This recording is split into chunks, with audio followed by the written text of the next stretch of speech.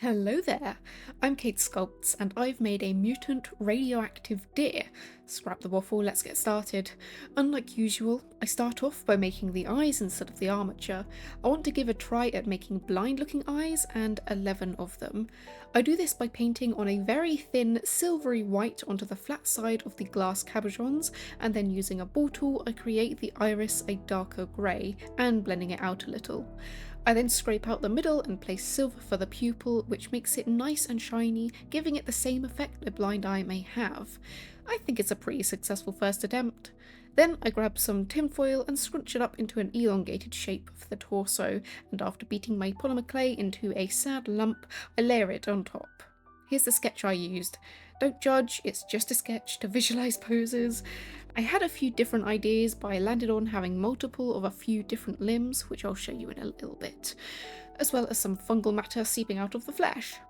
I smoothen down the clay and also layer on some extra in areas like the thighs to give it proper form, and again blending it out and shaping it. I take off the neck and replace it using metal wire so it holds up better and doesn't get weak and flimsy later on. You may notice I make the neck uncomfortably long, but I'll shave that down later just before I add on the heads. Just like the thighs, I layer on some more clay to bulk out the upper half of the front legs. I add on 2 balls for the shoulder blades, however they are quite shallow. I'll have to fix that later on.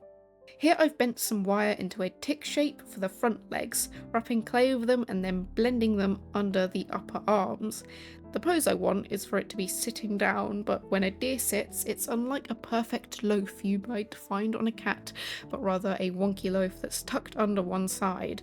This means that the legs on the deer's right side will be slightly tucked under, still visible, but more squished up against the torso. Of course, I also give it some hooves before moving on to the back legs. When it comes to animals, I've always struggled with back legs. Why? Because no matter how hard I look at a reference photo, my brain always manages to flip the back legs the wrong way, meaning I usually have to attempt them a few times before getting it right. But not this time. That's right. Yeah, my brain's finally evolved. Now just watch, honestly, I bet I've done it the wrong way around again, but I haven't realised it yet. Please tell me if I have. I'll be absolutely heartbroken. After the back legs have been assembled, I move on to the tails. 3 tails. I use a teeny bit of metal wire to keep it stable before placing some clay on and moulding it into a diamond shape with a little upwards flick at the end. I place all 3 tails next to each other with the middle one raised up a little bit higher to make it more interesting. A pretty good reasoning, I think. Using my recently new favourite tool, I have named the Smusher, I blend the tails into the butt. Usually I'll wait until all form and detail is achieved to add texture, however I scratch into the tails now as it'll be substantially harder to texture their undersides when other itty bitty details have been added later. As I have said before, figuring out the order of what you're doing can really make things easier in the long run. I spiky out the shoulder blades as it's quite a dull area right now by pinching the clay and bending it backwards. And now onto a kind of gross part where I scrape out an area on his thigh as well as some smaller areas around it to make it look nice and infected. I smoothen this area out before scraping in a fleshy, jagged texture which resembles ripped muscle under the skin. How fun! I don't care too much about including bone or other sort of textures as I will be covering up a good majority of this flesh with skin over the surface, in a second at least. Using thin, rolled out lines of clay, I begin layering them on this fleshy area, making sure the lines face specific directions. The main area's skin rips will be vertical, but some other areas, like the tinier area off to the left, will have skin connecting diagonally as if it's being pulled from the main big area, if any of that made any amount of sense. Doubtful. I use my metal smusher tool to blend the skin flaps together so the area underneath looks like the aftermath of a nasty claw mark being left. To make this fleshy flap area, I need to make sure that the flaps come off each other cohesively, meaning I have to gently curve the edges of each one into another before blending them. It's good to have size differentiation, so some of them are thinner and others thicker to make it look interesting and a lot less flat than it would be if they were all even. The result of this detailing creates a very gnarly, infected look, a far cry from my undead hand sculpture only a year ago. Improvement really is a blessing. Now, I just want to give you a little story. A day or two before I started sculpting this, I found this beauty. I had just come up with the idea for this video, and on a little walk, I found what I presumed to be a broken deer skull in a ditch by the side of the road. I brought it home with me and cleaned it up, of course. I do not believe in coincidences. I wholeheartedly believe that this is the universe's way of telling me to make this, a mutant, mauled, mushroomy deer. I have looked for bones for years, and I mean it. Is it really a coincidence that I find this now out of all times, just as I come up with the idea to make the sculpture of a deer? I think not. Let me be delusional, okay? I'm just happy I found a skull for once. Anyway, back to your irregularly scheduled programming. I create the same fleshy, infected look that I did on the thigh at the front on the midsection of its torso, and another small patch up by the neck, which I think is the ideal amount of mould areas, as it's not too overbordered with decay, but also not way too boring. An extra detail I did around the edges with these little pus balls. Well, that's gross. I place small sections of balls which I blend, and then using a small ball tool I indent into the centre for maximum grossness. Again, just cramming in small icky details like this is great for adding interest. Eye candy, if you will. Don't eat this kind of candy though. Of course, we can't forget the mushrooms, inspired by the cordyceps fungi that can infect small insects and popularised by the game and recent show The Last of Us. I made the little fungi by using Cosclay, the rubbery, flexible polymer clay, and rolling balls onto the ends of small pieces of wire to give them their bald look. I then mixed a 1:1 ratio of liquid polymer clay with the Cosclay to create this sticky mixture that I use both to adhere the mushrooms into the flesh and to dot on top of the mushrooms to give them their weird gross texture. A very interesting texture, I will admit. When layering on the mushrooms into the flesh, I focus them near the top with fewer down the sides of the thigh, as they will be growing upwards and becoming a little more cramped up at the top. I have to create loads and loads of these so that it's nice and cramped. I think in total I had to make like 55, give or take a few, and it was very tedious. To help place them, I used tweezers so I didn't smush the clay on both the mushrooms and the flesh beneath it. Using my elongated ball tool, I begin to scratch in the texture for the fur, making sure to make it sit in the right directions. To create this texture is quite simple. All you need to do is gently flick and scratch the tool along the clay in short bursts and in very cramped sections. You do need to make sure to layer them sort of randomly and all over the place, as it can look very unnatural if they are linear and sitting side by side in perfect little rows. Up front at the chest I'll ignore showing you for now, as I try to make it fluffier, but I don't really like it, so I'll go back and alter it later to give it some better form. I'll leave the body to bake in the oven while I work on the head, or heads I should probably say. I use a cork block to keep it stable while I work on it, and as I add the clay on, I make sure to split it into two definitive parts of the heads that are grossly connected. Using my ball tool, I indent 11 holes into the head randomly. Remember those eyes I created right at the beginning? Let's use them! I smush them each in, and then using some excess clay I create the eyelids, blending them out with my smusher. In a similar fashion to how I created the flaps of the skin on the body earlier, I use lines of clay twirling around the eyes, concentrating them near the section between the two faces where they're split. This sort of gives the effect that the head is sort of splitting in two and all the flesh and skin in between is sort of pulling and stretching and ripping. I then just need to blend it all out. I could blend it out a little harsher to make the lines a little stiffer, I guess, but I think it's quite nice having them smoothened and blended out nicely, as when I add the texture on top of it later, I think it'll help to add to the illusion. I also make sure to blend the corners of the eyes out and smush them out so that they kind of look stretched, again similar to how the skin is at this point. I then begin to work on the mouth section, starting off with the right side of the head.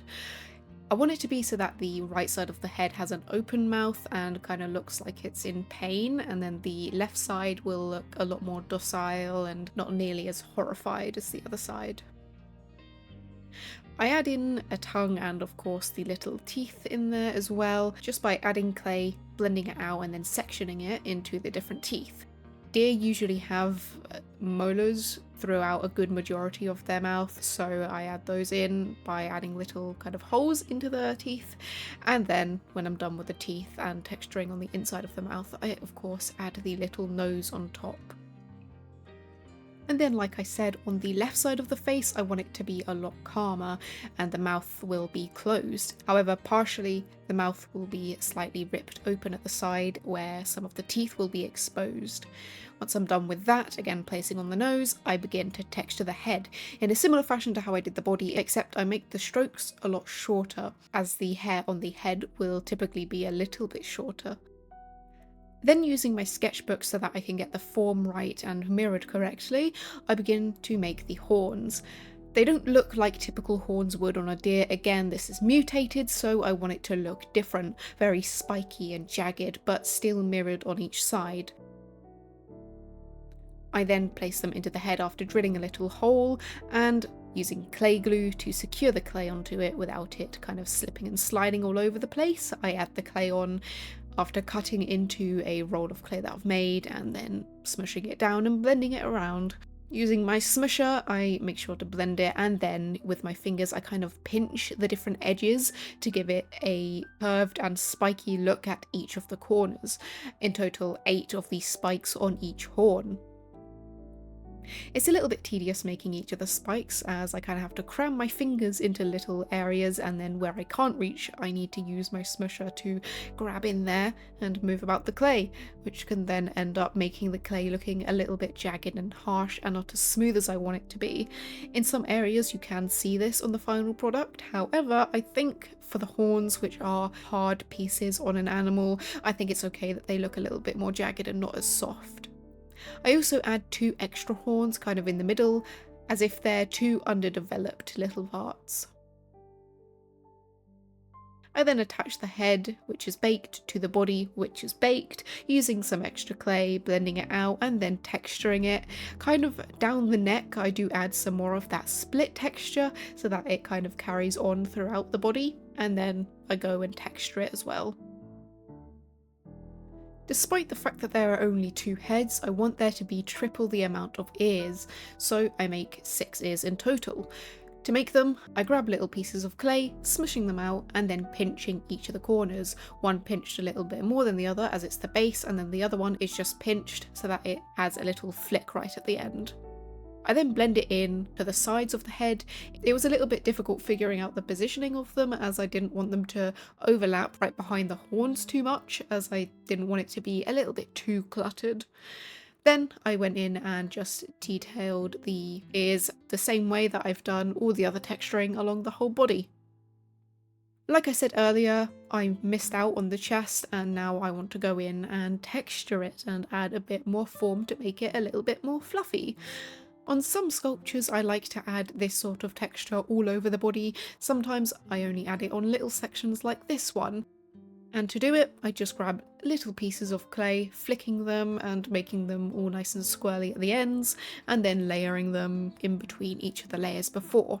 The final thing that I do before baking it is using a little bit of clay softener just to make the texturing on the neck a little bit softer and so that there aren't as many flaky bits.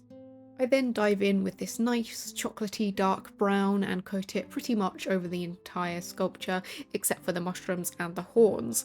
As the surface is quite lightly textured, I do need to make sure that all of the paint gets right into the crevices, and I do this by very slightly watering down the paint, which does mean some of the pigment is also a little bit watered down. However, I will be dry brushing, and usually the only bits that are watered down are kind of on the surface, not in the little cracks, which is completely fine as the surface will be dry brushed over the top later on anyways.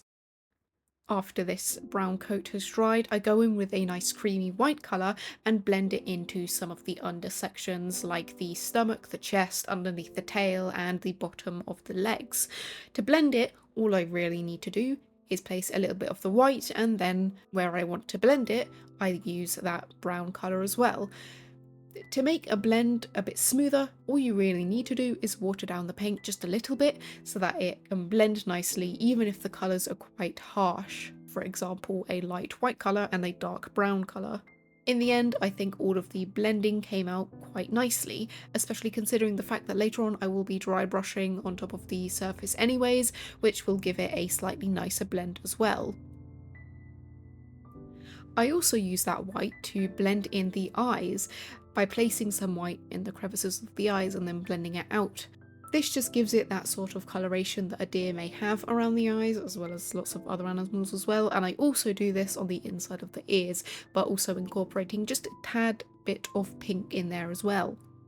Then to dry brush, all you need to do is place a little bit of paint on your brush and then wipe off a good majority of it, and then you can just smack it onto the textured surface and it'll highlight the nice textured areas above.